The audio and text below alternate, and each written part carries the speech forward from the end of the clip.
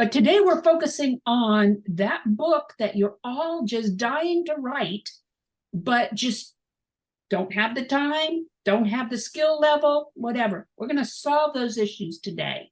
Absolutely. So let me get into sort of the story of how BLOOKSY was born. So prior to the pandemic, and this is a very truncated version, but I worked on a radio station. It's Radio One, and I did a program called Books Across America, where we traveled across the country. We partnered with churches, libraries, and small businesses in different cities, and we would do workshops to help people kickstart their book. Well, everyone knows that in 2020, everyone's life changed, right?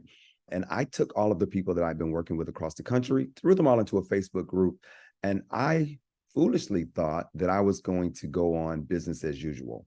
Well, here's what happened. We were still working with writers and authors, but my editors started to get COVID. I got COVID. Some of our, account managers got COVID. Well, what happened is one of my dear friends, and we were using Microsoft Word, and we were using Google Drive, and we were using Dropbox, and we were using Google Docs, all these different tools to accomplish what our writers needed. And if you know, like I know, and you're working on anything, it doesn't even have to be a manuscript. It can be a Word document that you're sharing with a colleague. When you're doing that, you have 17 copies on your hard drive. They have 4 copies on their hard drive.